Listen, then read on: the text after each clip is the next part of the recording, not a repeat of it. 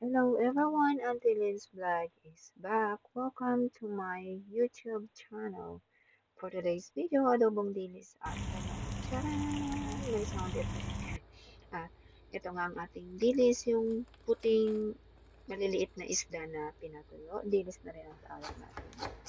At dahil nga hindi maglalunch ang aking mga amo dito sa bahay, at naghanap na rin ako kung ano pwede kong ilutuin para sa aking pananghalian. At nakapaghanap na ako guys ng dilis sa aming cupboard at may tago sa aming refrigerator. At ito na nga ang aking mga sangkap na kakailanganin sa aking pagluluto. At nagtagtag na rin pala ako ng luya, pandagdag aroma sa aking nangangamoy na buhay. Ay, charot. At saka gayat na rin, nagdagdag na rin ako ng bawang at dahil nga sili is life sa akin, nagdagdag na rin ako ng sili. Ginawa ko ng apat instead na isa lang to spice my life. Charot. At saka naghugas na rin pala ako ng parsley, kinchay, coriander, cilantro. Bahala na kayo kung ano yung gusto nyong itawag dyan. Basta pare-parehas lang. Alam nyo guys, makwento ko lang na alam nyo ba itong mga amo ko na kapag nagluluto ako ng mga pagkain ko, yung mga pagkain Pinoy ba, at sinusubukan kong iluto rin para sa kanila. At thankful ako kasi kinakain din naman nila at gustong gusto din naman nila. Gusto din nila yung mga pagkain Pinoy na niluluto ko para sa kanila.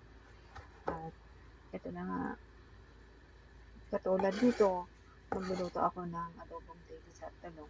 Susubukan ko rin iluto din ito para sa kanila at titingnan ko kung gugustuhin din naman nila. Ito na nga at hinihiwa ko na nga ang talong. Alam nyo guys, tip lang. Para hindi umitim yung yung talong, pwede nyo siyang ibabad sa suka. O kaya naman budburan nyo siya ng konting cornstarch at saka bago nyo siya iprito. At saka hindi rin siya nangangailangan ng maraming mantika pagka prenito nyo siya. Yun lang guys. At ito na nga, unang prinito ko nga yung is at ipiprito ko na siya sa maging crunchy siya. Yung maging golden brown na kulay niya at crunchy na siya. At kapag crunchy na, hahanguin na siya. Depende na lang sa'yo kung gaano ka crunchy yung gusto mo. Sa akin kasi gusto ko yung tostado siya, yung crunchy siya. Kaya ito na, crunchy na siya, kaya kailangan ko na. At sa same oil, diyan ko na rin po ipiprito yung talong para hindi mo na kailangan magugas-gugas pa na pinatutuan at saka same na gagamitin mo din lang naman na paglulutuan ng dilis. Kaya ayan, same oil mo din sa pagluluto. At ayan na nga, okay na siya, pwede na rin siya. At nasa sayo na rin pala kung gaano kaluto yung talong na gusto mo. Nasa cooking preference naman yan ng isang tao. At ito na nga, hahanguin na natin yung talong. At sa the same thought, dito na rin po pala ako nag-isa ng luya, bawang, yung stem ng cilantro. Inuna ko na yung stem ng cilantro para maluto siya at saka yung sili.